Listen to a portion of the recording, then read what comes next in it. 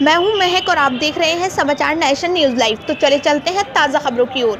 सहजनवा तहसील के कानून गो पर फिर लगा भ्रष्टाचार का आरोप, जिम्मेदार कौन? विवेक पांडे की रिपोर्ट। गोरखपुर की सहजनवा तहसील में भ्रष्टाचार का पूरी तरह से बोलबाला नजर आ रहा है। तहसील के जिम्मेदार अधिकारी मौन धारण कर सांसें ले रहे हैं।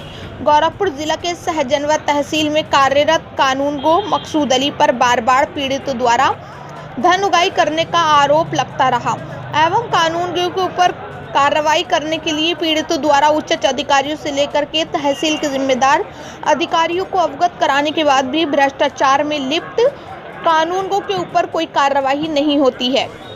कानून के ऊपर जमीन में पट्टा कराने के नाम, पत्थर नशाब के नाम, पैमाइश या उच्च अधिकारियों के निर्देश पर जांच करने के नाम पर धन उगाही करने का मामला सुर्खियों में बना रहा।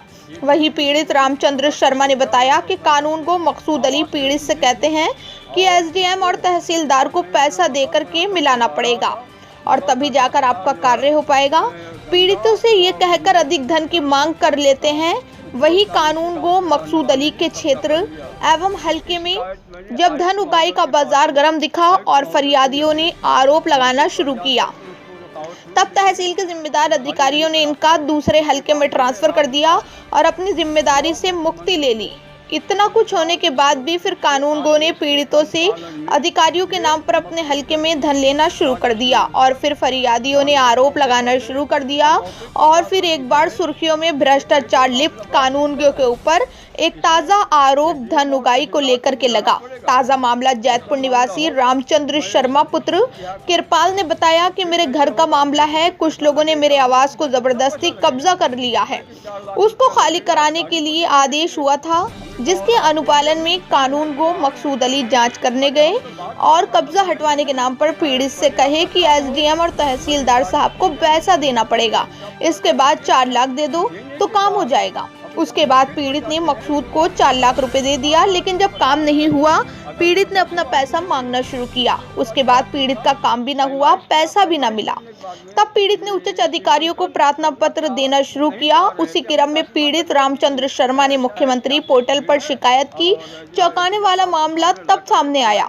पोर्टल पर शिकायत का जवाब लगाया गया कि मकसूद अली रामचंद्र शर्मा से 4 लाख रुपए लिए, लेकिन वो 4 लाख रुपए का काम कराने के एवज में नहीं बल्कि रामजस शर्मा से कर्जा के रूप में लिया गया। इस बात को इनके द्वारा स्वीकार किया गया। इतना कुछ होने के बाद भी यहाँ के जिम्मेदार अधिकारी कानून गो पर किसी प्रकार की कोई कार्रवाई नहीं की और मामले को दबाते नजर आ रहे हैं। वही पीड़ित तहसील से लगाए जिले के उच्च अधिकारियों तक अपनी फरियाद कर रहा है। अब उसको देखना है कि मुख्यमंत्री के शहर में क्या इस पीड़ित को न्याय मिलने की उम्मीद है या इस भ्रष्टाचार में इसकी आवाज दब जाएगी। ये तो जांच का विषय है। क्या नाम है दादा आपका? रामचंद्र शर्मा। अच्छा, क्या समस्या है आपकी? समस्या ये है कि हमारे गांव में मुझे एक 20 जमीन अगाटा संख्या 965 से आवास हेतु मिली थी और उसको और मैं अपना मकान बना करके रह रहा था। बगल का काश्तकार जो है गंगा व बिंदु पुत्रगढ़ शंकर पता उपरोक्त उसी गांव के रहने वाले ने कब्जा कर लिया। इसकी शिकायत मैंने आयुक्त महोदय के पास किया। आयुक्त महोदय के निर्देश पर मौके पर जाकर के उसको रुकावट हुई, लेकिन वो खाली नहीं करा पाए। इसके बाद मैंने राज्यपाल व मुख्यमंत्री को पत्र लिखा, जिसके उसके आदेश के अनुपालन में ये मकसूद अली राजस्व निरीक्षक कानगो मौके पर गए और मौके पर जाकर के कहे कि मामला बड़ा टिपिकल है, इसमें एसडीएम और तहसीलदार को मिलाना पड़ेगा और तब मामला होगा। मैं ये सब कुछ किया कि तो फिर कैसे होगा, कहे कि इसमें पैसा लगेगा। हमने पूछा कितना पैसा लगेगा, कहे कि 4 लाख रुपया लगेगा अधिकारी को देने के लिए। हमने कहा और आपके लिए भी उसी में है कि बाहर है? कहे नहीं, अरे हम तो बाद में अपना समझ लेंगे ना, पहले आपका काम हो। मैंने कहा ठीक है, मैंने किसी तरीके जुटा पुटा करके दे दिया। देने के बाद अब जब मौके पर जाते हैं तो वहाँ पर गांव के तमाम आदमी प्रधान सहित अगल 50 आदमी जुटने के बाद देखा, पैमाइश किया। पैमाइश करने के बाद में ये सीमांकन करना नहीं चाह रहे थे। हमने कहा सीमांकन कर दीजिए। कहीं ऐसा है कि आदमी की भीड़ है और जो है एसडीएम साहब के सामने ला करके बुलाएंगे, उनके सामने सीमांकन करके खाली कराएंगे। हमें अभी एक हफ्ते का समय चाहिए।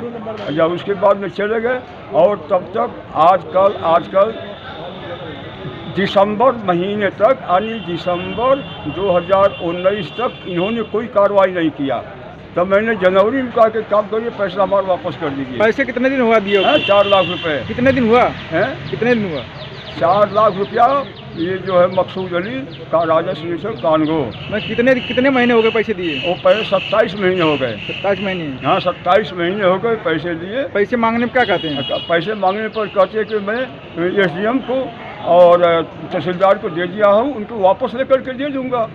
हमने कहा, मैंने तहसीलदार से और एसडीएम से वार्ता किया तो हमारे ऊपर जो है बिल्कुल नाराज हो गए। अच्छा। और यहाँ तक कि धमकी देने लगे और उसके बाद धमकी देते हुए भी हमारे ऊपर FIR भी करा दिए। अच्छा, कौन FIR कराया दादा आपके ऊपर? हाँ FIR कराए हैं सरजीत कौर, लालजी विश्वकर्मा और राजस्व निरीक्षक मकसूद अली।